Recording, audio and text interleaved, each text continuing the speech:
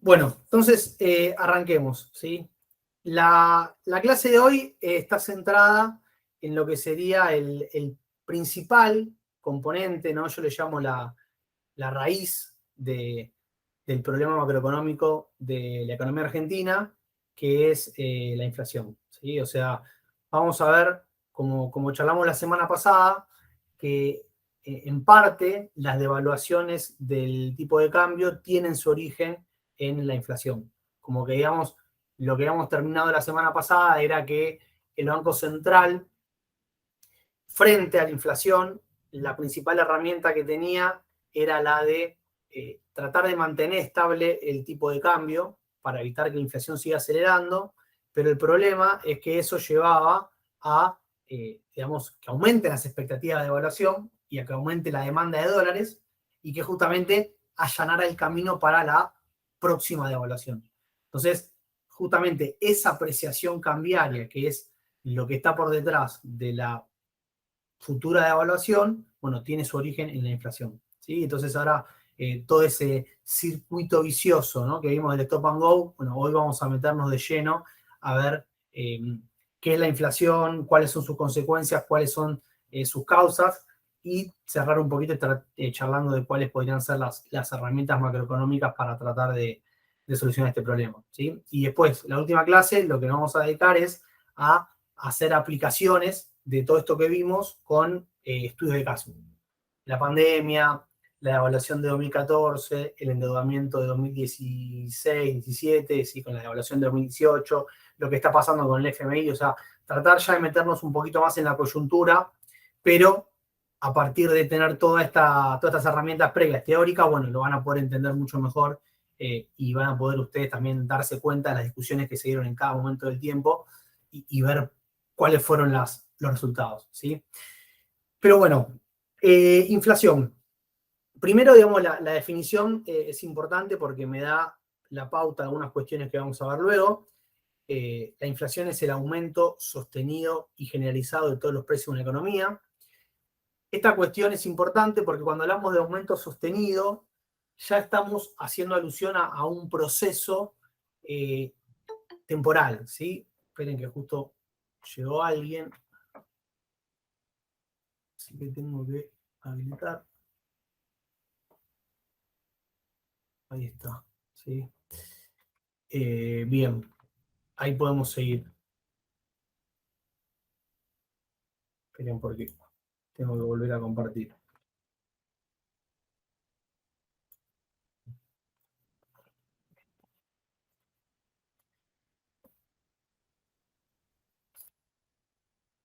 Bien, entonces, como les decía, esto hace alusión también a un proceso temporal, ¿sí? La inflación, cuando hablamos de un aumento sostenido y generalizado, lo que estamos diciendo es que todos los precios de la economía aumentan constantemente en el tiempo. Es importante de entender, ahora vamos a ver después cómo se mide, pero que, digamos, lo que estamos diciendo es que todos los precios aumentan, pero algunos van a aumentar a una velocidad y otros a otra, pero en promedio, ¿sí?, todos van a converger hacia una velocidad más o menos similar en cuanto al aumento de los precios. Y este es un punto que también es importante. Quizá la mejor analogía para entender la inflación es justamente en términos de velocidad, ¿sí? No pensarlo como, bueno, aumentan las cosas, sino lo que nosotros estamos midiendo es la velocidad a la que aumentan. Y por lo tanto, cuando estos aumentos son más rápidos y son más fuertes, estamos hablando de que se acelera, ¿no? Y entonces ahí aparece el problema más importante. Esto lo vamos a ver un ratito cuáles son las diferencias, pero es importante que tengan en cuenta esto, ¿no? La velocidad y la aceleración pensada como un proceso, digamos, inflacionario, pero medido de esta manera. ¿Cómo se mide la inflación? Bueno, primero que nada, como les decía, es lo que se arma es una canasta de precios. ¿Por qué? Bueno, primero que nada porque es imposible medir todos los precios de la economía. Piensen que estamos hablando de miles de millones de precios y de productos, todos los bienes y servicios que hay dando vuelta. Entonces, como eso no se puede, y como justamente está bastante comprobado que en promedio todos más o menos productos similares convergen a una velocidad similar de aumento, lo que se hace es a partir de encuestas nacionales, se elaboran, digamos, una canasta de productos representativos.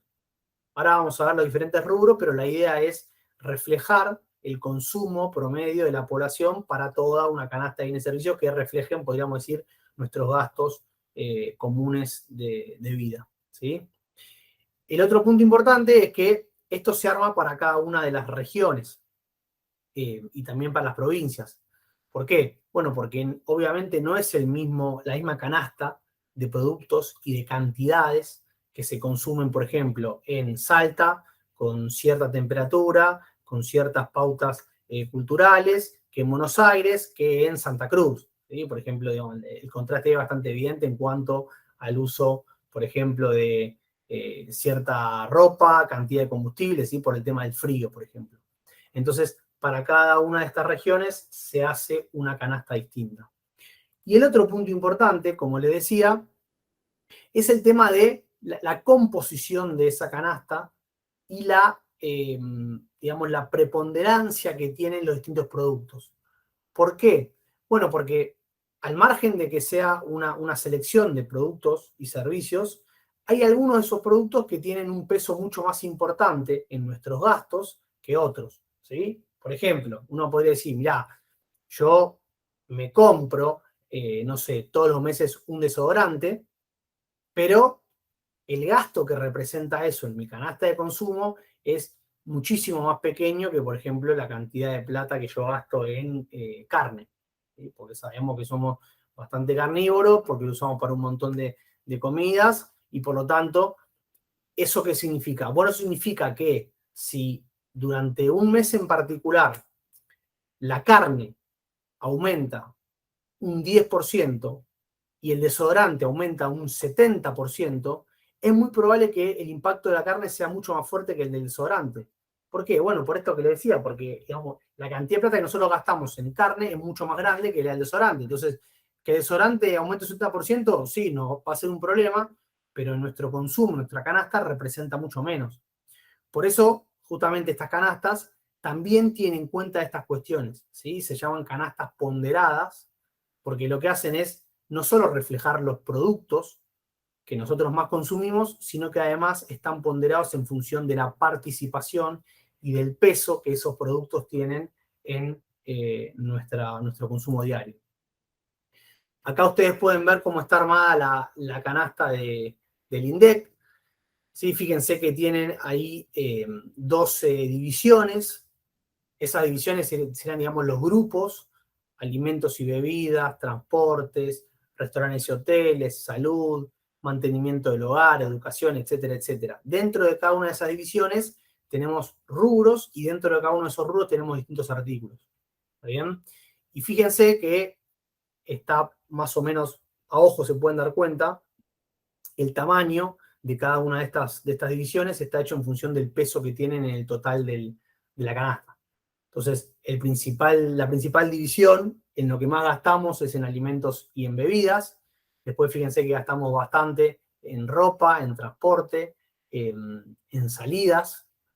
Y después cada vez menos hasta, por ejemplo, la educación, que es uno de los rubros que menos impacto tiene. ¿Sí? Pero el punto es ese, es entender que es una canasta que está conformada por una selección de bienes y servicios que buscan representar de la mejor manera nuestro consumo diario, y que a su vez eso está armado con cierta preponderancia de los productos que tienen mayor relevancia en nuestros gastos. ¿Está bien?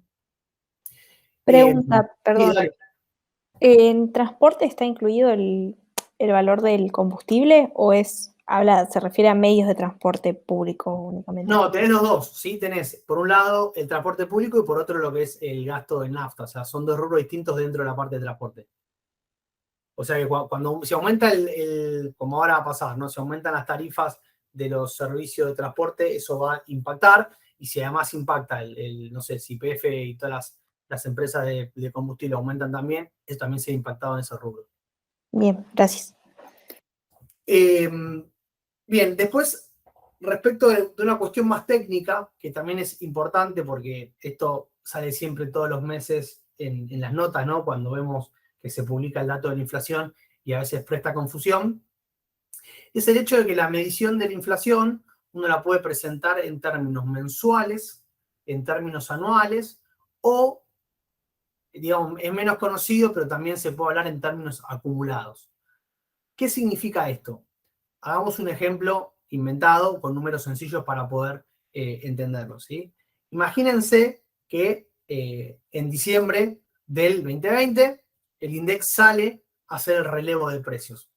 Básicamente lo que hace es medir todos los precios de todos esos productos que charlábamos antes, y a partir de esta ponderación, ¿no? Como que los pasa por una licuadora de procesos estadísticos, y a partir de todo eso obtiene el promedio ponderado de esa canasta, ¿no? Imagínense que, digamos, en términos monetarios, eso refleja un valor en promedio de 100 pesos. Al mes siguiente, en enero del 2021, vuelve a medir exactamente todos los mismos precios, lleva al mismo proceso, y ve que ahora esa canasta vale, ¿no? 103,2. ¿Qué significa eso? Bueno, obviamente eso significa que la inflación mensual de enero del 2021 fue el 3,2%. Y además también podemos decir que la inflación acumulada del año, que en este caso solamente tenemos el primer mes, porque estamos en enero, también es del 3%. Ahora, ¿qué pasa? Digamos, imagínense que avanzamos un par de meses, llegamos a abril y vemos que ahora esa canasta vale 115,8. Bueno, acá justamente podemos hablar de inflación mensual, para eso habría que comparar contra marzo, y la inflación acumulada, ahora fíjense que va a ser la suma, ¿no? El acumulado de la inflación en estos 4 meses, que justamente me daría 15,8%. Y seguimos avanzando y llegamos a diciembre del 2021, ahí ya aparece la comparación anual. ¿Qué es la comparación anual? Bueno, justamente la comparación entre diciembre del 2021 y diciembre del 2020. Esto igual se puede hacer para cualquier mes. Si, por ejemplo, yo para abril del 2021 comparo contra la canasta, que acá no figura, ¿no? Pero comparo contra la canasta de abril del 2020, yo ahí diría la inflación anual de abril del 2021 fue del, pongamos, 35%. ¿Sí? Ahora bien, ¿por qué estas diferencias? Bueno, en realidad la más intuitiva, podríamos decir, históricamente siempre se habló en términos anuales. ¿Sí? ¿Y por qué? Bueno, porque muchas veces la inflación en términos mensuales no es correcta la comparación porque hay muchas cuestiones estacionales. Por ejemplo, marzo es históricamente un mes de inflación elevada porque los colegios aumentan, ¿no?, la cuota en marzo, y por lo tanto ahí tenés un aumento muy fuerte que sea una vez al año, o a veces hoy en día, ¿no?, sea un poquito más de manera más frecuente, pero entonces eso llevaba a que marzo sea históricamente una medición elevada, y entonces si uno medía la inflación mensual de ese mes, bueno, da un valor alto que si vos decías, che, pará, la inflación se aceleró muchísimo en marzo, bueno, no, pará, mirá, tiene que ver con una cuestión estacional. Si en cambio comparás la inflación de marzo de este año contra la de marzo del año pasado y te fijas en términos anuales, esa estacionalidad desaparece, porque estás comparando justamente 2 meses homogéneos, ¿sí? 2 marzos, entonces los dos tienen incorporada esa estacionalidad, entonces por eso es que se habla en términos anuales. De cualquier manera, los dos valores o las dos mediciones se utilizan, y obviamente vemos una correspondencia entre valores mensuales más altos e inflaciones anuales más elevadas, ¿sí? No, esto por lo general, hay después algunas cuestiones más finas en términos matemáticos, que puede ser que la inflación mensual aumente y que la anual caiga, ¿sí? Eso puede pasar, pero es raro, con lo cual las dos relaciones sirven, pero en economía, por lo general, cuando analizamos la variable, lo hacemos en términos anuales, ¿sí? Bueno, acá justamente tienen el comportamiento de la inflación en términos anuales para los últimos, digamos, casi 17 años. ¿Sí? Acá hay dos cuestiones que deberían salir rápidamente, ¿no?, a la vista de cualquier persona, que son además importantes que las retengan, porque después cuando hablemos de las causas y los enfoques que están por detrás para explicar la inflación, bueno, justamente tienen que tratar de dar cuenta de estos hechos estilizados, ¿sí? Esas dos cuestiones son, por un lado, la más preocupante de todas, que es el hecho de que la tendencia es alcista. Si mira el gráfico y uno dice, bueno, a ver, no tengo ni idea cuánto va a ser la inflación el año que viene, pero como la tendencia que tiene me da la pauta de que es muy probable sea más elevada de lo que fue anteriormente. ¿Sí? Entonces, digamos, en el caso extremo uno podría decir, vamos camino a la hiper, ¿no? Uno mira esto y dice, bueno, ¿dónde para esto? Porque cada año que pasa estamos en nivel de inflaciones más elevados. ¿Sí? Obviamente esto no es así, pero bueno, la tendencia alcista es un dato bastante preocupante. Y después la otra cuestión que es importante, obviamente, son los saltos abruptos que ven, ¿no? Claramente momentos en los cuales, como le decía, la inflación se acelera rápidamente, pega un salto, se frena y vuelve a bajar. ¿Sí? Lo que además, combinado con el hecho de la tendencia alcista, me muestra que por lo general después esos saltos terminan cada vez en pisos más elevados. ¿Sí? Así que es otra cuestión que el enfoque que usemos me lo tiene que poder explicar. ¿Sí? ¿Por qué pasan estas cosas? Arranquemos por los efectos. Después vamos a las causas, porque justamente en los efectos no hay discusiones. ¿Sí? O sea, está bastante comprobado y medido empíricamente y no hay discusiones acerca de los efectos que tiene la inflación en la economía. ¿Sí? El primero y más evidente para todos nosotros es obviamente la reducción de nuestro poder de compra. Y acá es importante volver al tema este que les decía antes de la velocidad y de la aceleración, ¿sí? Que está justamente asociada con los saltos en la inflación que veíamos anteriormente. Imagina una economía que hace 8 años que tiene la inflación estable en 50%, ¿sí? Un nivel elevadísimo, por lo menos desde el punto de vista del resto del mundo. El punto acá es que probablemente con una inflación elevada, pero estable, ¿sí? Estable en términos de que siempre está ubicada en torno al 50%, es muy probable que nuestro poder de compra no se vea reducido. ¿Sí? ¿Por qué? Bueno, porque justamente las paritarias de los trabajadores se acomodan y terminan siendo de un nivel similar al de la inflación.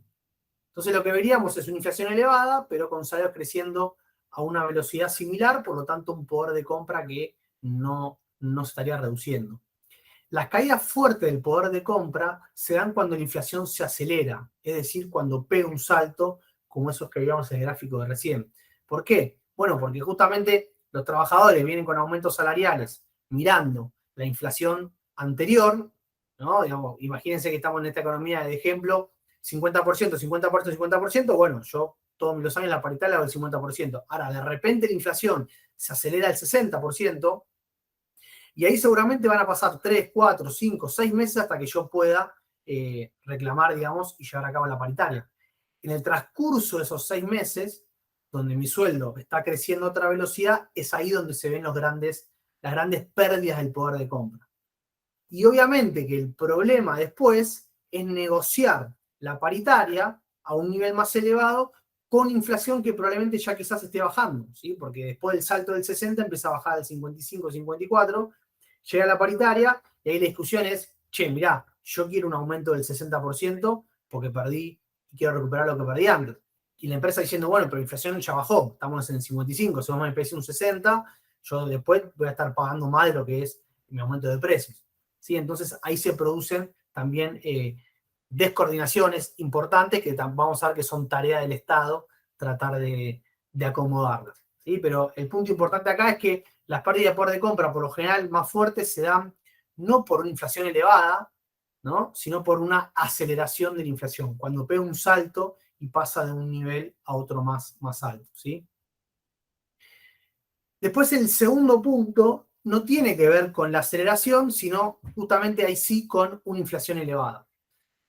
Y esto vamos a ver que está muy vinculado con lo que ya estuvimos charlando anteriormente de este círculo vicioso del stop and go que produce, ¿no? Inflaciones elevadas, con saltos provocados por las devaluaciones y que eso justamente lleva mucha volatilidad, ¿no? Esto es un comentario típico que siempre se hace cuando uno mira las series, ¿no? De las estadísticas de Argentina, es que parece un electrocardiograma.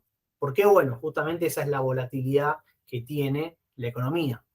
¿Y cuál es el problema con esa volatilidad? Bueno, pónganse en lugar de una empresa que todos los años tiene que llevar a cabo proyecciones, ¿no? Para saber a ver qué precio le pone a su producto, para saber si invierte en nueva maquinaria o no, para saber si aumenta la producción y cuánto la aumenta. Bueno, todas esas decisiones requieren de proyecciones, ¿sí? De estimaciones de cómo creen que va a estar la economía, no digo de acá a 5 años, sino de acá a 6 meses, un año. Y justamente una que es muy importante son las decisiones de inversión, que son decisiones que por lo general requieren plazos de análisis y de proyecciones mucho más altos, ¿sí? 3, 4, 5 años. O sea, cuando uno compra una máquina y hace una inversión por cierto valor, por cierta cantidad de plata, que son montos elevados, bueno, está pensando en una amortización probablemente de 3, 4, 5 años. Y acá el problema es, bueno, de nuevo, pónganse en lugar de una empresa que tiene que decidir si lleva a cabo una inversión importante o no, y que para esa inversión necesita tener una idea aproximada de si la va a poder recuperar y en cuánto tiempo.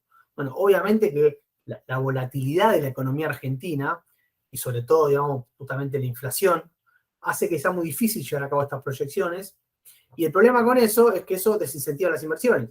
O sea, tengo que estar muy seguro de que mi inversión va a ser buena para llevarla a cabo.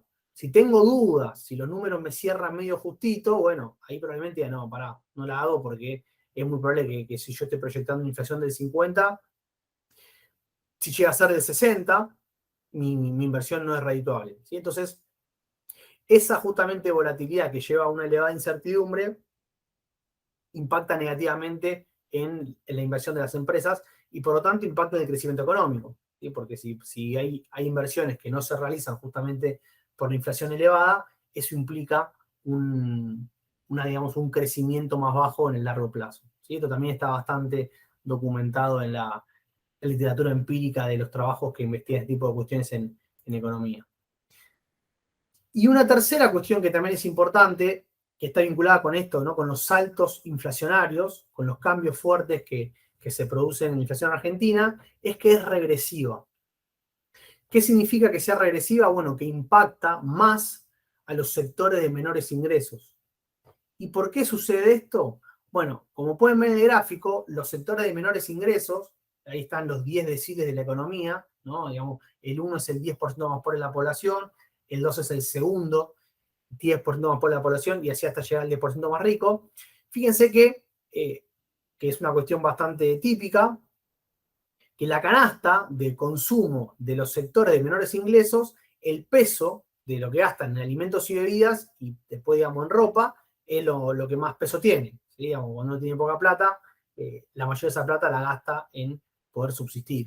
En cambio, si uno tiene mucha plata, bueno, cada vez le puede dedicar más gastos a esparcimiento, educación, salud, viajes al exterior, etcétera, etcétera, y el peso que representa el gasto en alimentos y bebidas es mucho menor. ¿Cómo se vincula todo esto con el tema inflacionario? Bueno, que cuando se producen los saltos inflacionarios, por lo general los productos que más rápido aumentan son los alimentos y las bebidas.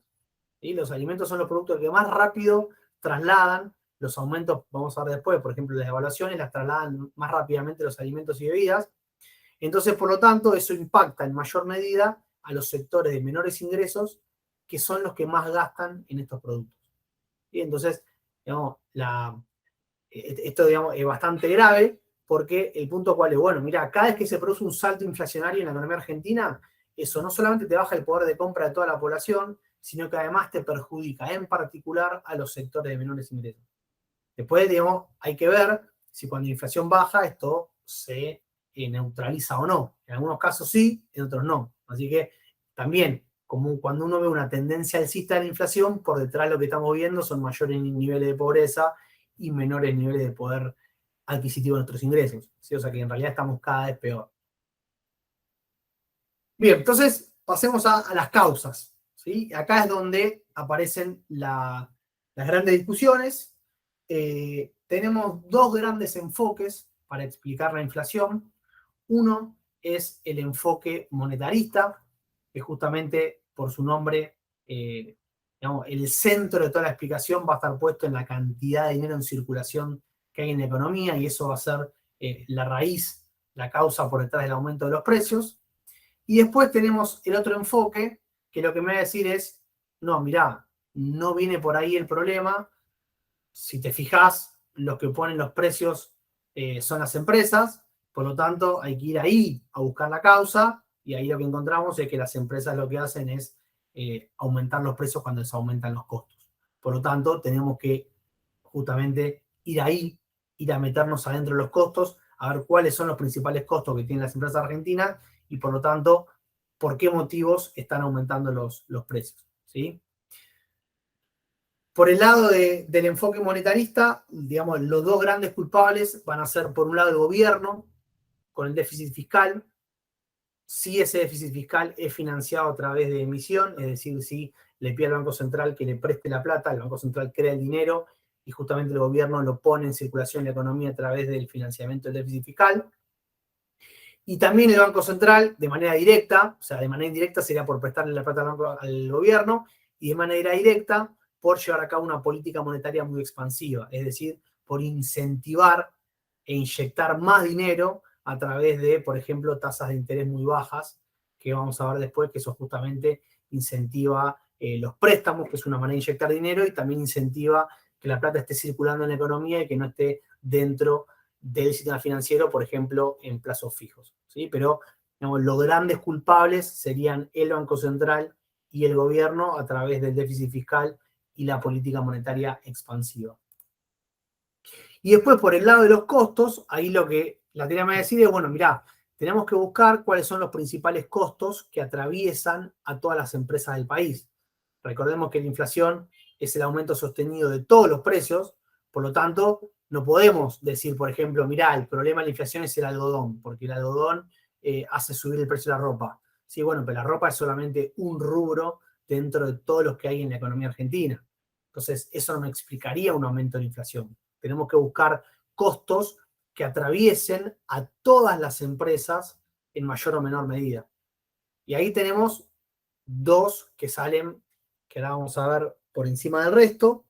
Uno son los insumos importados, que justamente al estar valuados en dólares, cada vez que aumenta el tipo de cambio, eso las empresas lo van a trasladar a los precios de sus productos, porque justamente se encarecen esos insumos. Y sabemos que todos los procesos productivos de la economía argentina, todas las empresas, en mayor o menor medida, utilizan insumos importados. Y el otro van a ser los salarios, ¿sí? Que es un costo también que atraviesa todas las empresas. Bueno, cuando los salarios aumentan, eso podría tener un impacto en los costos de las empresas y lo trasladarían a los precios. Y después tenemos una gran bolsa, que podríamos decir, donde hay otros costos que en algunos momentos del tiempo pueden tener un rol relevante. Por ejemplo, tema tarifas, ¿no? Las empresas para producir utilizan gas y electricidad, y si vos de un mes para el otro aplicás un aumento del 100, 200% de las tarifas, bueno, seguramente va a tener un impacto en inflación, porque las empresas lo tratarían de trasladar a los precios. Otro, por ejemplo, que vamos a ver son los costos, digamos, los precios internacionales. Si aumenta el petróleo, si aumenta la soja, bueno, eso hace que aumenten los alimentos y el costo de la energía, y eso también las empresas lo trasladan a los precios, ¿sí? Pero serían situaciones coyunturales y muy específicas de algún momento particular del tiempo, pero no son causas que están todo el tiempo jugando un rol, como pueden ser el tipo de cambio y los salarios, ¿sí? Bien, ahora para entender esta discusión, y en realidad para entender por qué nunca se va a saldar esta discusión, pensemos el siguiente ejemplo, ¿sí? Imaginemos que nosotros a principio de año vamos a un kiosco, ahí cerca del barrio, con un billete de 100, y con ese billete de 100 compramos una Coca-Cola de 2 litros, ¿sí? Después vamos al mismo kiosco con el mismo billete de 100 a los 11 meses, en noviembre, pero nos damos cuenta que ahora con ese mismo billete compramos una Coca-Cola de 1 litro. ¿Sí? Entonces, la pregunta acá es, ¿qué pasó? Por un lado, me podrían decir, bueno, mirá, lo que pasó acá fue que el dinero perdió valor. ¿Sí? ¿Por qué? Bueno, porque yo ahora, con el mismo billete que tenía antes, compro una menor cantidad de productos. Pero otra respuesta podría ser, no, mirá, en realidad el problema no fue que el dinero perdió valor. El problema fue que la Coca-Cola aumentó de precio. Como la Coca-Cola ahora está más cara, yo con el mismo billete que tenía antes, compro una menor cantidad de Coca-Cola. ¿Cuál es la causa y cuál es la consecuencia? ¿Sí? Fíjense que no hay manera de saldar esta discusión, porque las dos son, podríamos decir, dos caras de la misma moneda. Y esto es así porque el dinero es justamente el elemento que me expresa los valores de las cosas. Y es lo que se conoce como la unidad de cuenta de la economía. Todos los precios están expresados en dinero y por lo tanto, si sube el precio de un producto, eso es exactamente lo mismo que decir que el dinero perdió valor o que ahora justamente con el mismo billete compro menos cosas que antes.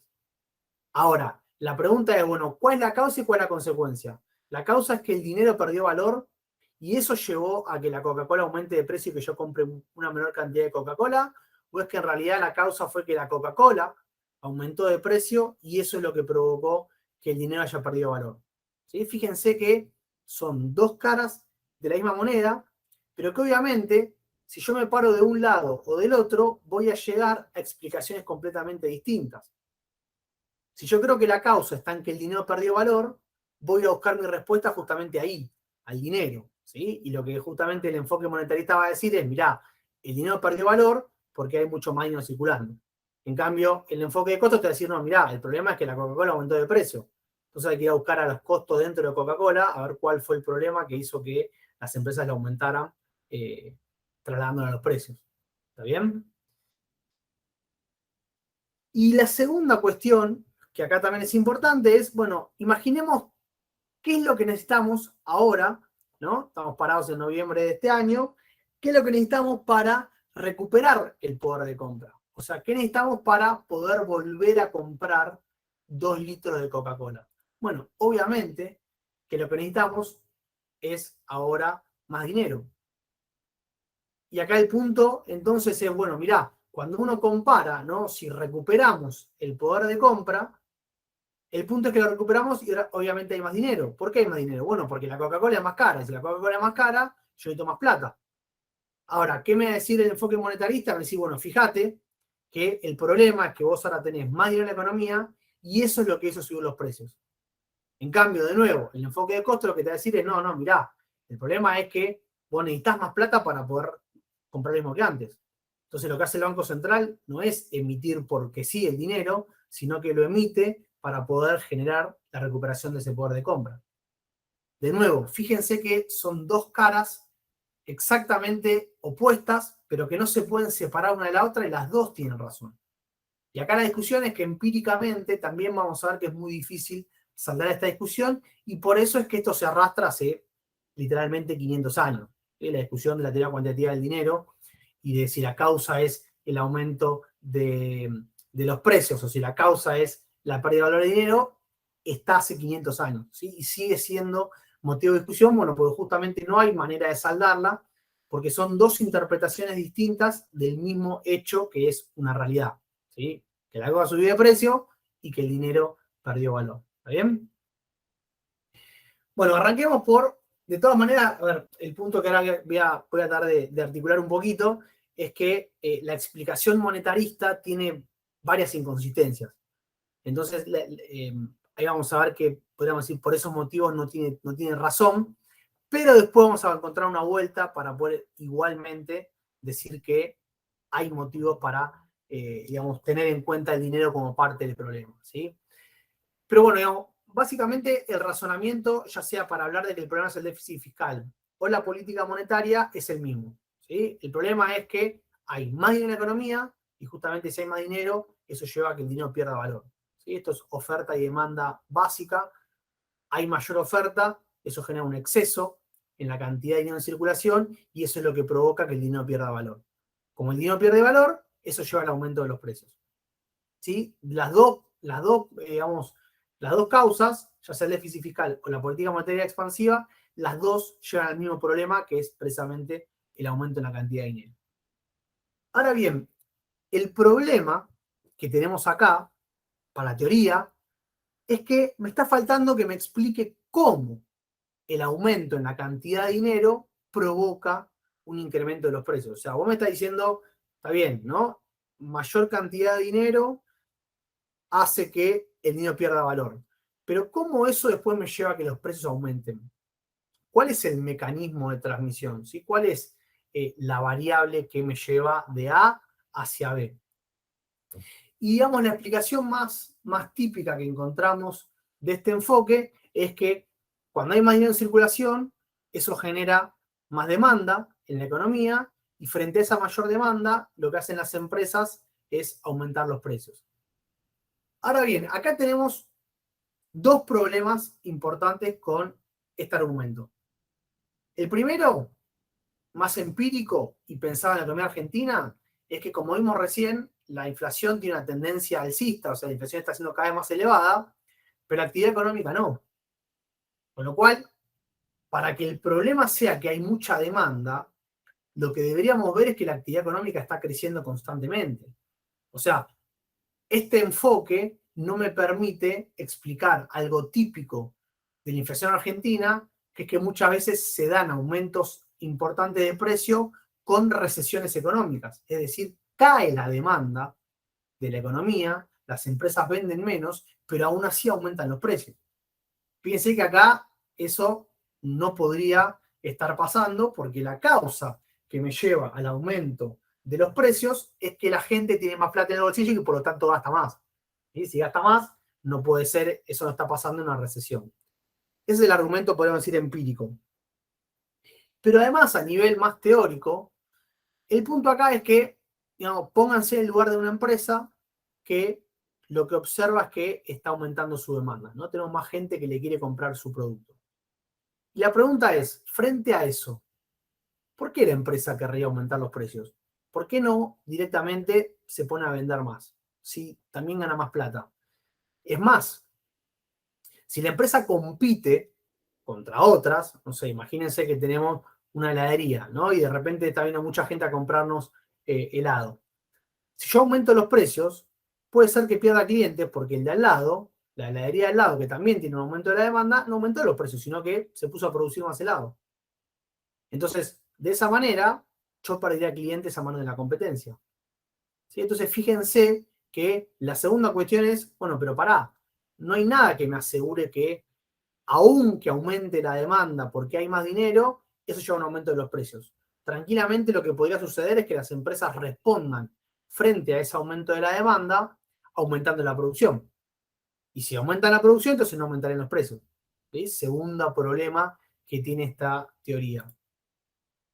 ¿Cómo me lo va a solucionar? Bueno, acá aparece algo que siempre es un chiste hacia la economía, ¿no? El hecho de que nosotros siempre estamos suponiendo cosas. Entonces, el punto acá es, bueno, mirá, lo que la teoría te va a decir es, mirá, suponete que todas las empresas de la economía están trabajando al 100% de su capacidad. Es decir, no hay trabajadores disponibles para producir más, no hay manera de invertir, ¿sí? La empresa está trabajando al 100%, que es lo que se conoce como pleno empleo de la economía. La pregunta es, si una empresa o todas están trabajando al 100% y aumenta la demanda, ¿qué sucede con los precios? Bueno, obviamente que acá sí van a aumentar los precios, pero porque no tienen manera de producir más. Pero no tienen manera de producir más porque arrancamos suponiendo eso. ¿Sí? Entonces lo que la teoría me va a decir es, bueno, mirá, fíjate que si vos tenés la economía trabajando a su máxima capacidad, ahí sí un aumento de la demanda me lleva a mayores precios. La respuesta cuál es, bueno, perfecto, pero esto igual tampoco me sirve de nada, porque la economía argentina nunca en su vida estuvo, digamos, trabajando al 100%. ¿Sí? Pero son argumentos que la teoría trata de buscar para sostener la explicación. Y un tercer elemento, que es muy importante, es observar cómo se mueven las variables. Lo que están viendo en el gráfico es para, digamos, la evolución de la inflación y de la M2, que es digamos, el índice que más se mira para medir la cantidad de dinero, del 2010 al 2019. ¿Sí? Entonces, fíjense, si la teoría, digamos, fuese el argumento monetarista, ¿qué es lo que yo debería ver? Bueno, yo debería ver que cuando aumenta la cantidad de dinero, aumentan los precios. ¿no? O sea, cuando aumenta la línea verde, yo debería ver que aumenta la línea naranja. Pero fíjense que es exactamente al revés. En los momentos en los cuales aumenta la cantidad de dinero, por ejemplo, digamos, a fines de 2015 o a mediados de 2018, la inflación baja. ¿Sí? Es exactamente al revés lo que está pasando de lo que me dice que debería suceder en función de la teoría. ¿Cómo va a solucionar esto el enfoque? Me decís, bueno, mira, en realidad lo que pasa es que los aumentos en la cantidad de dinero tardan tiempo en materializarse. O sea, hay un rezago. No es que vos aumentás automáticamente la cantidad de dinero y se aumentan los precios. No, eso tiene que generar una cierta cantidad de tiempo, que aumente la demanda, que aumente los precios, y eso vas a ver que tarda 6, 7 meses. Entonces, fíjense cómo ahí la teoría acomoda el argumento. Ahí que diríamos, bueno, mirá, fíjate que en realidad el salto fuerte de la inflación de principios de 2014 está explicado por el aumento en la cantidad de dinero de 2013. O sea, podríamos decir, por el pico fuerte de aumento que se da a fines del 2012. Y después fíjate que el aumento fuerte de la inflación de 2016 está explicado por el aumento en la cantidad de dinero de 2015. Y después fíjate que el aumento fuerte de la inflación del 2018-2019 está explicado por la cantidad de dinero que aumentó en 2017-2018. ¿Sí? O sea, te corren, ¿no? Eso es un rezago, y te dicen, mira, en realidad no es que hay una relación directa, sino que está explicado por lo que pasó anteriormente, por eso es que no ves que las dos variables se muevan de manera similar como debería sostener. ¿Sí? Pero el punto es que tiene varios argumentos, podríamos decir, flojos de papeles, que hacen que sea muy difícil sostener que hay una relación directa entre aumentar la cantidad de dinero y que haya aumentos en la inflación. ¿Está bien? Pasemos entonces a la parte de los costos. Acá lo primero que hay que advertir es que este enfoque no tiene que suponer nada, y también que las críticas que estábamos justamente viendo antes, acá por lo general están resueltas. ¿En qué sentido? Bueno, primero, como decíamos antes, ¿sí? ¿Cuál es la lógica? La explicación que me da el enfoque de los costos, lo que me dice es, mirá, en realidad acá el tema es que las empresas, ¿cómo ponen los precios? Lo que hacen es, tienen costos que tienen que afrontar para poder producir, y esos costos lo que hacen es agregar un margen de ganancia. Entonces, ¿qué pasa? Bueno, si aumentan esos costos, las empresas lo que hacen es ver reducido su margen de ganancia, pierden plata. Entonces, para evitar que ese margen de ganancia se reduzca, cada vez que aumentan los costos, lo que hacen es trasladarlo a los precios. ¿Sí? Entonces, cualquier aumento importante de costos que haya, que sean costos que sean, como decía antes, transversales a todas las empresas de la economía, eso va a llevar a que aumenten todos los precios y por lo tanto va a llevar a un aumento de la inflación. ¿Sí? Ahora bien, segunda cuestión, fíjense que acá no hace falta suponer nada respecto de la actividad económica. Es más, puede darse tranquilamente que el aumento de la inflación venga acompañado de una recesión. ¿Por qué?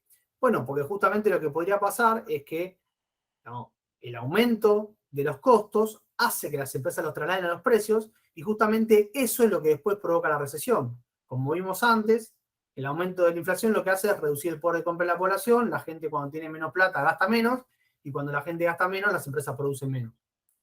Ahora, uno puede decir, bueno, che, pero entonces ¿por qué aumentan los precios? Bueno, aumentan los precios porque si llega un punto en el cual los costos suben mucho y las empresas no los trasladan a los precios, podría llegar el punto en el cual están yendo a pérdida o incluso tienen que cerrar la empresa. ¿Sí? Entonces, después podemos discutir los márgenes, digamos, si lo aumentan mucho, lo aumentan poco, pero hay una cuestión que es bastante evidente, que es que si hay aumentos fuertes de los costos de las empresas, eso lo van a tratar de trasladar a los precios y por lo tanto la inflación va a aumentar. Y eso después puede generar una recesión. Entonces, acá no hay ningún tipo de estos problemas que veíamos antes. Entonces, dentro de esos costos, como decíamos previamente, el más común y el que vamos a ver que es más relevante para explicar la inflación argentina es el tipo de cambio. Fundamentalmente, el mecanismo de transmisión, ¿no? el efecto, la variable a través de la cual esto se produce son los insumos importados. Como sabemos, todas las empresas del país tienen algún insumo importado y entonces cada vez que aumenta el tipo de cambio, ese insumo se encarece. ¿Sí? Y ese, justamente como se encarece, hace que las empresas lo trasladen a los precios. Fíjense que abajo ahí tenemos un ejemplo para que esto se entienda. No sé, sigamos con nuestra heladería, ¿no? Y tenemos que usamos un edulcorante importado, no sé, un saborizante, no un edulcorante, un saborizante importado que sale $5. ¿Cómo hago yo para pagar ese saborizante? Bueno, si lo que hago, imagínense que el valor del dólar está a 10 pesos, de vuelta, número sencillo para que esto se entienda, lo que hago es, voy al banco, le doy 50 pesos, a cambio de menos $5, compro el saborizante. Si al mes siguiente el tipo de cambio se devalúa un 20% y pasa de 10 a 12 pesos por dólar, bueno, fíjense que a pesar de que el insumo sale exactamente la misma cantidad de dólares que antes, yo obviamente ahora necesito más pesos. Estos 60 pesos en lugar de los 50 que estaba anteriormente para poder comprar ese insumo importado. Entonces, fíjense que el punto es que cada vez que hay un aumento del tipo de cambio, eso implica un incremento de todos los insumos importados de la economía. Entonces, así como aumenta el valor del dólar, las empresas lo trasladan a los precios. ¿Está bien? Acá pueden ver el gráfico de la evolución de la inflación con el tipo de cambio. Vean cómo, a diferencia del argumento de la cantidad de dinero, acá el ajuste es, podríamos decir, casi perfecto, ¿no? Como decíamos antes, una de las principales cuestiones que tiene que explicar una teoría de la inflación son los saltos abruptos, y acá no hay ninguna duda de que todos los saltos abruptos de la economía argentina están explicados por saltos en el tipo de cambio, ¿sí? Por grandes devaluaciones. Tuvimos una a principios del 2014, que nos lleva al salto de la inflación en ese mismo periodo. Después tenemos una a fines de 2015, con la unificación cambiaria cuando asume Macri, que lleva a otro salto de la inflación. Y después tuvimos otra en 2018-2019 con la doble devaluación que hubo después de la crisis de deuda y el acuerdo con el Fondo Monetario. ¿Sí? Fíjense que en todos los casos, como la inflación se acelera, y después cuando el tipo de cambio se estabiliza y empieza a bajar, la inflación también afloja. ¿Sí? O sea, es muy evidente acá la relación fuerte que hay entre las dos variables, con lo cual uno podría decir, bueno, sí, acá no hay ninguna duda de que las aceleraciones de la inflación están explicadas por el tipo de cambio. Menos una, ¿no? Justamente la última aceleración del tipo de la inflación, que es la que estamos viviendo precisamente en estos últimos meses, es la única que no se vio, ¿no? por una evaluación. O sea, el tipo de cambio está creciendo, obvio, pero está creciendo a una velocidad muchísimo más baja y no hay saltos fuertes del tipo de cambio, y aún así la inflación se aceleró y se disparó y actualmente está por encima del 55%. Entonces, la pregunta es, ¿qué pasó acá? Bueno, de nuevo, podemos apelar al enfoque de los costos para poder explicar esto. ¿Sí? Digamos, la causa que estuvo por detrás, la principal, ¿no? Después vamos a ver que hay algunas cuestiones más, pero la principal causa que estuvo por detrás del fuerte incremento de los precios de este último tiempo fue el incremento muy importante que tuvieron los precios de los commodities. En particular para Argentina, el petróleo, que hoy importamos bastante, gas, y por otro lado, los alimentos, ¿no? Soja, trigo, girasol, todo eso impactó en las cadenas de los alimentos y eso después se trasladó a todos los precios de la economía. El segundo elemento, como les decía, que es fundamental para explicar esto, es lo que se conoce como la puja distributiva. ¿Sí? Y acá este elemento es importante, pero para entender cómo se propaga la inflación, ¿sí? Cómo se difunde a toda la economía, pero no hay que pensarlo como un elemento que sea la causa del proceso. ¿Sí? Ahora con el ejemplo esto va a quedar más en claro, pero el punto es que los salarios lo que hacen es responder frente a aumentos de precios. O sea, por algún motivo, la evaluación del tipo de cambio, el aumento de los precios internacionales, ¿sí? Pero por algún motivo las empresas aumentan rápidamente los precios y frente a ese aumento de precios que tiene una causa particular, lo que hacen los trabajadores es reclamar un aumento salarial para recuperar el poder de compra perdido. ¿Sí? Ahora, ¿cuál es el problema? Bueno, el problema es que cuando los trabajadores logran ese aumento, el punto es que para las empresas los salarios son parte de los costos. Entonces, cuando aumentan los salarios, también aumentan los costos de las empresas y eso justamente puede generar a que las empresas trasladen esos aumentos de salarios a los precios. Entonces, fíjense que esto me desencadena un aumento sostenido de los precios. O sea, ahora vamos a ver, por algún motivo suben los precios, una devaluación, precios internacionales. A través de eso los trabajadores piden un aumento salarial en línea con ese aumento de precios, lo obtienen. A través de eso las empresas vuelven a aumentar los precios porque los trabajadores acaban de aumentar los salarios, que para las empresas son un costo. Y así justamente se desencadena un proceso inflacionario. El punto clave para entender por qué se produce esto y por qué el nombre de puja distributiva es que, digamos, si uno piensa la distribución del ingreso, ¿no?, como una torta y que una parte va a parar a todos los trabajadores y que la otra parte va a parar a todas las empresas, el punto es que si los trabajadores logran aumentos salariales, eso va a costa de la ganancia de las empresas, ¿no? Entonces, en la distribución de esta torta, si los trabajadores logran aumentos salariales, recuperan, ¿no?, una porción de esta torta perdida, pero lo hacen justamente a costa de que las empresas tengan que resignar una parte de sus ganancias. Entonces, el punto que es importante acá de entender es que esta puja distributiva se da de manera muy fuerte cuando la torta no se agranda, es decir, cuando la economía está estancada, que es justamente lo que está pasando en Argentina hace ya 10 años. ¿Sí? Como no aumenta el tamaño de la torta, no hay más para repartir, y entonces todo lo que aumentan los trabajadores va a costa de las empresas, y todo lo que aumentan las empresas va a costa de los trabajadores. Entonces la puja distributiva se hace sumamente fuerte. ¿Se podría eliminar esta puja distributiva? No sé si eliminar, pero sí aflojar bastante. Justamente eso se lograría con la recuperación del crecimiento, porque de esa manera podría haber, digamos, mayor cantidad de porciones para repartir para las dos partes y que entonces justamente no sea que el aumento de los salarios vaya a precios, sino que los trabajadores puedan obtener una mejora de su poder de compra sin que eso afecte el beneficio de las empresas. ¿Sí? Pero bueno, veamos esto de manera gráfica para que se entienda. Primero que nada, como decíamos, imagínense que hay algo que hace que aumenten los precios, ¿no? O sea, vean cómo ahí la línea verde, que es la de los precios, imagínense que hubo una devaluación, entonces los precios empiezan a aumentar. Obviamente, el beneficio de las empresas se mantiene constante porque el aumento de los costos, las empresas los trasladan a los precios para mantener sus beneficios. Pero el aumento de los precios lleva a la caída del poder de compra de los trabajadores. ¿Sí? El salario real se reduce.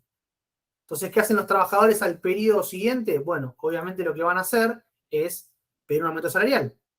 Y fíjense cómo ahí se recupera el salario. Pero ¿qué pasa?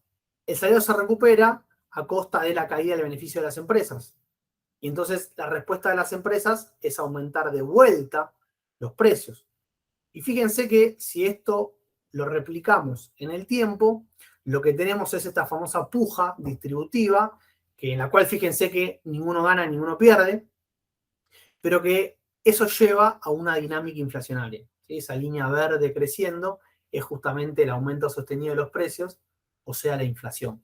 Entonces fíjense cómo esta puja entre trabajadores y empresarios me mantiene vivo el proceso de aumento de los precios. Entonces, vean cómo con una devaluación del tipo de cambio y combinado con la puja distributiva tenemos un proceso inflacionario. ¿Sí? O sea que para el enfoque de los costos, esta es la principal manera de explicar la inflación de Argentina. Devaluaciones combinado con la puja distributiva que se da entre trabajadores y entre empresas. Acá pueden ver un ejemplo aplicado a la realidad, que fue muy elocuente porque gráficamente es muy fácil de visualizar, que es la salida de la convertibilidad, ¿no? La fuerte devaluación que se produjo a principios del 2002.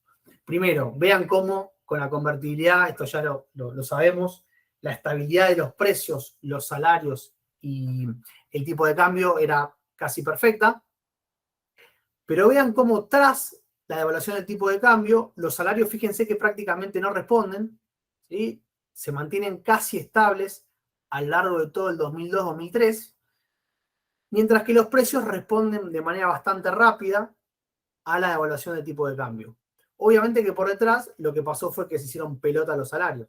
Entonces, a partir de eso, en un segundo momento, un año después, los trabajadores aumentan los salarios, el tipo de cambio se mantiene estable, pero obviamente los precios empiezan a responder frente al aumento del salario y ahí justamente empieza a darse, digamos, el proceso inflacionario, ¿sí? Como a través de la salida de la convertibilidad con la fuerte devaluación es lo que me desencadena el origen de este proceso inflacionario, ¿sí? Que después se mantiene justamente por esta cuestión.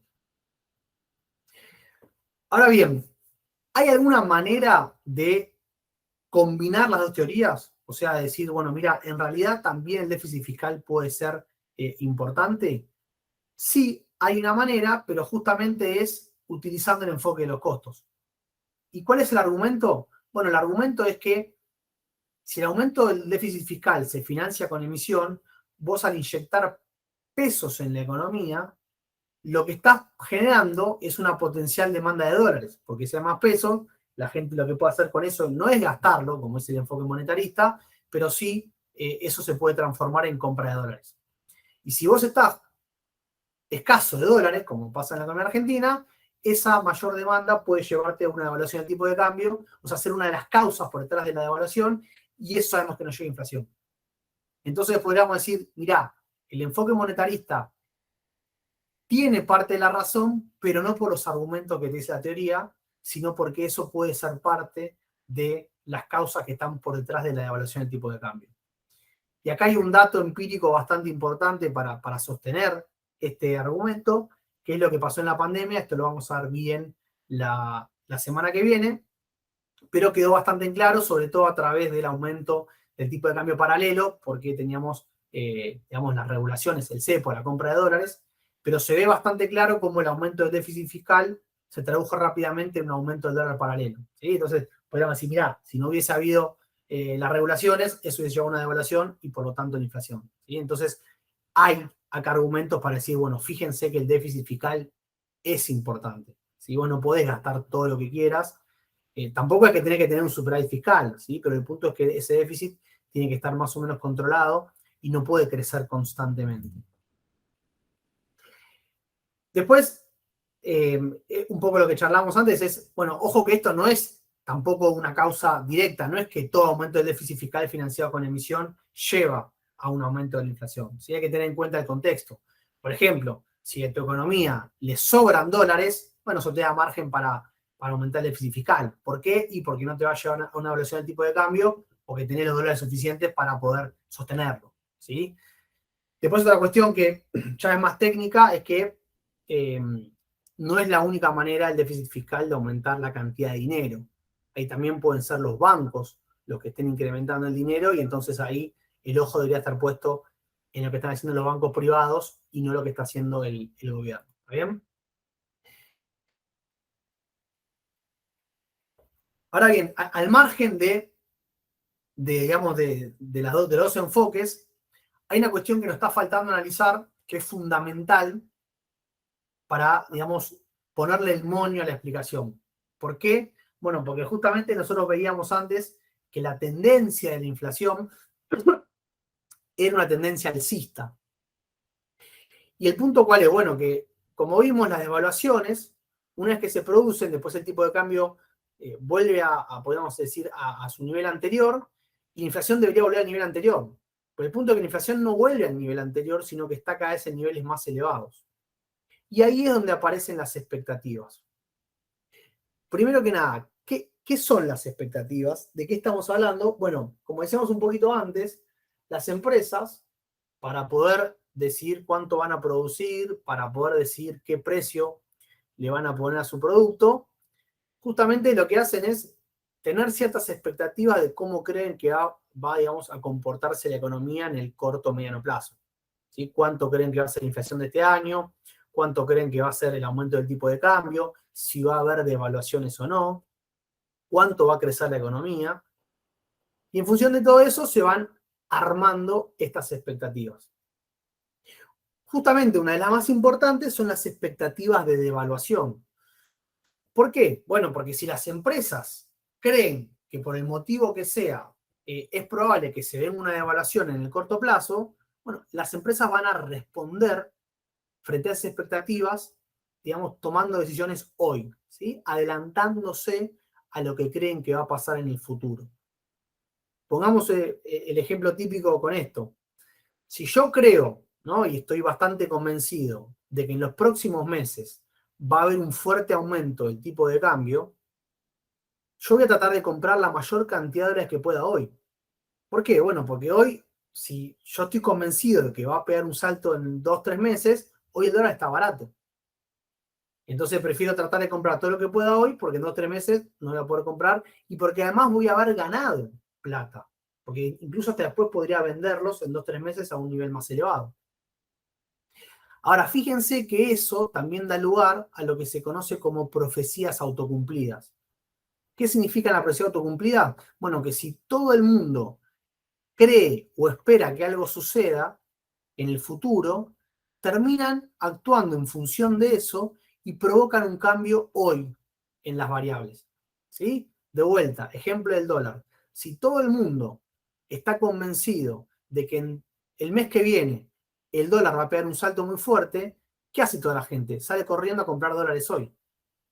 Y si toda la gente sale a comprar dólares hoy, genera un aumento de la demanda muy fuerte que llevaría a una devaluación del tipo de cambio.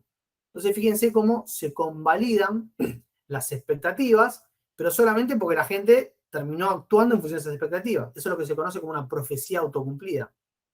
O sea, el punto es que podría ser que toda la gente estuviese equivocada y que no hubiese motivos para que haya una devaluación, pero aún así, todos creyendo eso, actúan en función de esa creencia, compran dólares hoy y terminan provocando una devaluación. ¿Sí? Entonces, es muy importante esto, ¿por qué? Bueno, porque si el mercado cree algo, por más de que el gobierno y el Banco Central estén convencidos de que eso no va a ser así y que tienen las herramientas para evitarlo, si no logran convencer al mercado, el mercado igual va a operar y actuar de la manera que creen ellos y no de lo que cree el gobierno.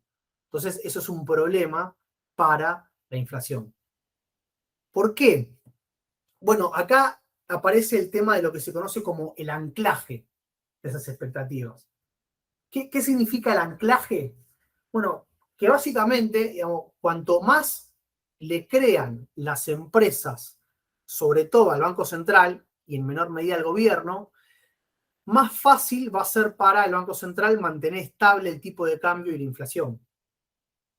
¿Por qué? Bueno, porque imagínense que el Banco Central hace 5 años que le viene pegando a la inflación. ¿Sí? Dice, miren, la inflación va a estar estable en 30%. ¿No? Vamos a hacer ejercicio hipotético. Y los 5 años la inflación fue del 30%. Ahora, de repente hay un evento internacional, como por ejemplo lo que está pasando ahora, que me lleva un shock negativo y hace que los precios aumenten al 40%. ¿Sí? Porque las empresas trasladan eso a los costos. Ahora bien, el Banco Central, ¿qué podría hacer? Bueno, lo que podría hacer es decir, miren, yo les prometo que la inflación va a terminar siendo a fin de año del 30%, ¿sí? Que yo voy a lograr revertir y bajar la inflación del 40 al 30, haciendo, por ejemplo, política monetaria contractiva, manteniendo estable el tipo de cambio, sino dejando que se devalúe, pero para fin de año les prometo que le voy a poder bajar. Fíjense que si las empresas y también los trabajadores le creen al Banco Central, lo que van a hacer es, los precios van a aumentar rápidamente, pero después van a reducirse, pues justamente el Banco Central va a lograr bajar los precios, ¿sí? Por las cosas que va a hacer la política monetaria cambiaria, pero también ayudado por las estimaciones y las proyecciones que tienen las empresas y los trabajadores a la hora de fijar precios y a la hora de fijar paritarias. Ahora, si las empresas y los trabajadores dicen, che, yo ya sé que los últimos 5 años el Banco Central nunca le pegó a la proyección de inflación que tenía y que sus herramientas no funcionan, bueno, automáticamente cuando aumentan los precios un 40%, ya los trabajadores salen a pedir un aumento salarial y ya las empresas están viendo a ver si aumentan un 50%, ¿sí? Porque dicen al revés, dicen, che, esto se va a salir completamente fuera de control y van a seguir aumentando los precios. Entonces es fundamental que, digamos, lo que se conoce como el anclaje de las expectativas. Tratar de convencer a las empresas y a los trabajadores de que lo que el Banco Central y el gobierno va a hacer es efectivamente lo que va a terminar sucediendo.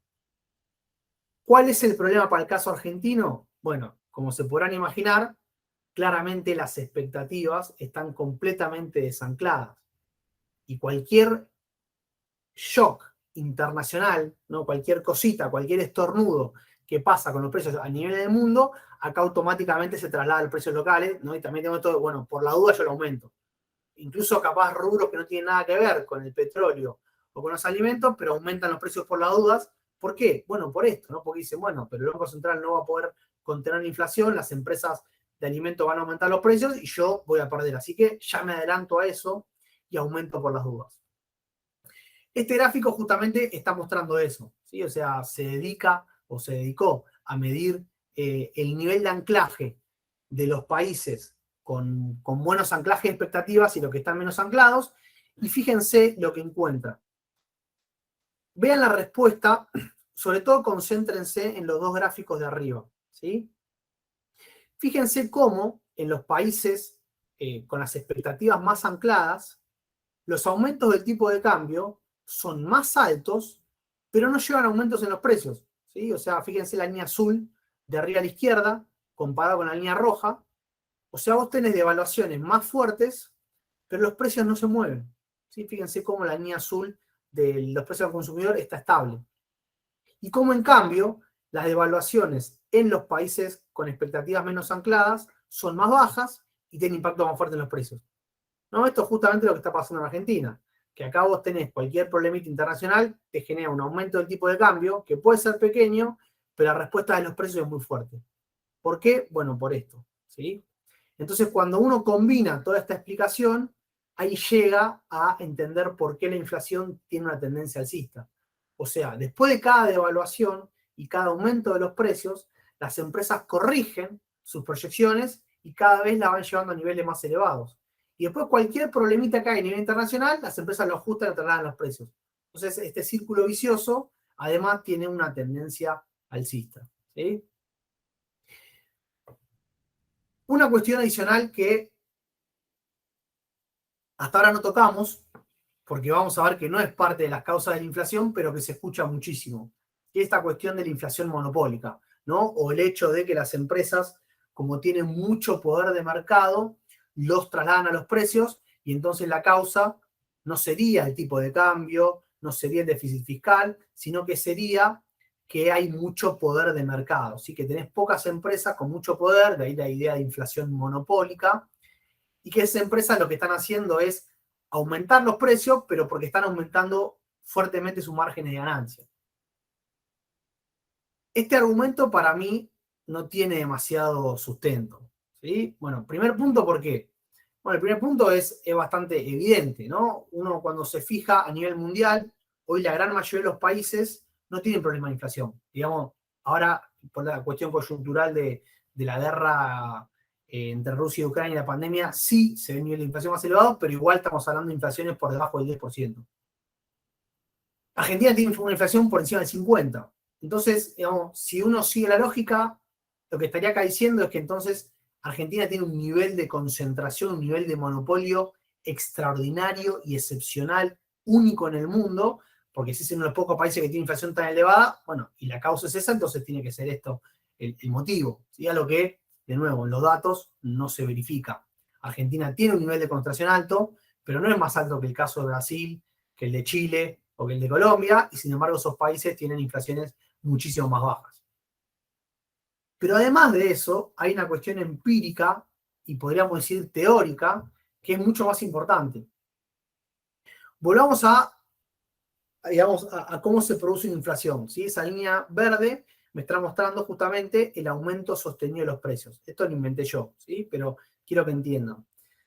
Fíjense que si el motivo del aumento de los precios fuese el poder de mercado de estas empresas, lo que deberíamos ver es que eso está provocado por digamos, márgenes de ganancia cada vez más elevados, que es justamente la línea los cuadritos naranjas. Ahora bien, ¿esto qué significa? Bueno, significa que si uno mira los últimos 10 años y quiere explicar la inflación de esta manera, lo que debería haber es que hoy las empresas, digamos, los márgenes de ganancia están cerca del 100%, que los salarios están, digamos, por debajo del 10%, cosa que no sucede. Entonces, esto también es un argumento muy fuerte para explicar por qué la causa no son los monopolios ni es el poder de mercado. ¿Sí? Que tengan poder de mercado puede llevar a aumento de precios puntuales, digamos, coyunturales, pero no te pueden explicar un proceso de inflación sostenida. ¿Sí? Así que no pueden ser la causa que está por detrás de los precios. ¿Está bien? Bien, entonces, a ver, tenemos por un lado enfoque monetarista, por otro lado enfoque de costos. La pregunta entonces es, ¿cómo bajamos la inflación? Y de nuevo vamos a contraponer las soluciones en función del diagnóstico que me hace cada una de las dos teorías. El enfoque monetarista lo que me va a decir es, mira, el principal motivo es, digamos, el aumento en la cantidad de dinero, por lo tanto tenés que bajarlo. ¿Cómo lo bajás? Ajustando el déficit fiscal, elevando las tasas de interés, es decir, aplicando una política monetaria contractiva por parte del Banco Central, y además eso por lo general viene combinado con la propuesta de liberar las importaciones, es decir, bajar los aranceles y si hay cupos o restricciones a las importaciones. Esto obviamente lo que hace es, entre comillas, disciplinar a las empresas locales que al traer productos de afuera con precios más bajos, eso hace bajar la inflación. Obviamente la hace bajar también afectando a empresas que terminan teniendo que cerrar, ¿no? Porque no pueden competir contra esos productos. Y también la idea de flexibilizar el mercado laboral con el argumento de que parte de este problema son los salarios elevados y entonces lo que se busca con estas medidas son introducir modificaciones laborales que justamente vayan en contra de los trabajadores para que eso permita que se bajen los salarios. ¿Sí? Entonces, toda esta combinación obviamente implicaría un ajuste importante en la economía y probablemente una recesión económica, y la manera que tendría de bajar los precios sería a través de esta reducción de la actividad económica, ¿no? Las empresas al no vender terminan bajando los precios. La pregunta es si esto es una solución o no. O sea, si yo para solucionar el problema genero una recesión, bueno, no parece ser el argumento más concreto, ¿no? Porque en realidad termina siendo peor el remedio que la enfermedad. Y después, ¿no? Si uno adopta el enfoque de los costos y además le agrega la cuestión de que el déficit fiscal puede ser una variable relevante, pero no por el argumento monetarista, sino por el hecho de que eso puede, digamos, ser parte de las causas que están por detrás de la devaluación. Lo que tenemos ahí es la famosa, podríamos decir en palabras de Guzmán, la inflación multicausal. ¿Sí? ¿Qué significa esto? Bueno, que hoy vos tenés problemas por el lado del déficit fiscal que se financia con emisión, problema por el lado de que te faltan dólares, problemas también por las expectativas desancladas entre trabajadores y empresas que justamente te impulsan los precios a través de la puja distributiva. Entonces, a partir de todo ese diagnóstico, ¿qué tenés que hacer? Bueno, tenés que tratar de atacar todos los problemas al mismo tiempo. ¿Qué significa eso? Bueno, por un lado, reducir el déficit fiscal, justamente para financiarlo, para reducir la cantidad de dinero en circulación, pero ya les decía antes, eso más que nada para evitar devaluación del tipo de cambio. Eso complementado con aumentos de las tasas de interés y regulaciones del mercado cambiario, pero de vuelta, para evitar las devaluaciones, ¿sí? No para absorber dinero, sino, por ejemplo, la tasa de interés para ofrecer rendimientos atractivos en pesos. ¿Sí? Acuérdense que la clase pasada veíamos que el problema de la tasa de interés es que no ofrece buenos rendimientos en pesos, entonces la gente compra dólares. Bueno, la idea es hacer esto, pero para desincentivar la compra de dólares. Y eso obviamente no va a alcanzar, así que tiene que venir acompañado de regulaciones cambiarias, no del cepo, esto lo charlamos, insisto, la semana que viene. La brecha cambiaria elevada es un gran problema para hoy, para la economía, así que no debería ser la solución el cepo, pero sí tener ciertas restricciones de la cantidad de las que se pueden comprar en blanco, que haya justificaciones por detrás de los ingresos para hacerlas, ¿sí? Ese tipo de cuestiones. Y por último, políticas de ingresos y regulación de precios justamente para coordinar esta puja distributiva. ¿Qué significa esto? Bueno, agarrar a los trabajadores y decirles, che, miren, no aumenten un 60% los salarios, no pidan paridad del 60%, ¿por qué? Y bueno, porque la inflación vamos a lograr que para fin de año baje al 50%. Y el trabajador que te va a decir, bueno, pero mira, yo voy a pedir 50, después vos no vas a lograr eso, las empresas van a aumentar 60% los precios y yo voy a perder igual que el año pasado. Entonces ahí lo que decido, bueno, mira, yo te prometo que lo voy a hacer, si las empresas no se ajustan a la proyección que nosotros tenemos, me voy a poner de lleno a regularlas, ¿no? Con regulación de precios, multas, etcétera, para obligarlas a que bajen al 50%. Si después voy a las empresas y digo, che, miren, ustedes no van a aumentar un 60% de los precios porque los trabajadores van a aumentar un 50%. Así que no tienen motivos para aumentar el precio de un 60%. ¿Sí? Tienen que aumentar un 50%. Y si lo hacen, voy a aplicar políticas de regulación y de multas para evitar que eso suceda. ¿Sí? Fíjense que acá la regulación de precios está, digamos, coordinada o es parte de un programa y no una medida esporádica, ¿no? Que muchas veces pasa que sube la inflación y el gobierno anuncia un montón de precios. Bueno, no. Acá la idea es usar eso como herramienta para coordinar esta cuestión y esta discusión entre trabajadores y empresas en función de la puja distributiva. ¿Sí? Y usarlo como herramienta para alinear los aumentos de salario con los aumentos de precios y de esa manera también ir bajando la inflación a través de esta coordinación. ¿Sí? Si esto se pudiese lograr, deberíamos ver que la inflación empieza a bajar, ¿no? O sea, tenés que mantener este tipo de cambio, evitar que haya evaluaciones, coordinar paritarias con los precios de las empresas, y si todo eso lo vas haciendo, de a poquito debería ver que la inflación va bajando. Obviamente, si vos tenés una guerra que estalla a nivel internacional y que hace que los precios de los commodities suban 40, 50%, bueno, vos frente a eso no tenés demasiadas herramientas para hacer. ¿Sí? El punto es que esas cuestiones pasan, pero si vos tenés una economía con una inflación baja y con expectativas ancladas, esos aumentos de precios terminan siendo coyunturales y no hacen que tu inflación se eleve permanentemente. En Argentina el problema es que ya venimos de una inflación muy elevada, muy sostenida, entonces estos shocks internacionales son permanentes y hacen que el problema sea cada vez más difícil de solucionar, y eso es justamente lo que vemos, la tendencia alcista de la inflación que decíamos antes. ¿Sí? Por eso es que es tan importante tener en claro que este es el principal problema y que en tanto y en cuanto no podamos solucionarlo, bueno, la inflación va a seguir siendo cada vez más elevada y no sabemos bien esto dónde puede terminar. ¿Sí?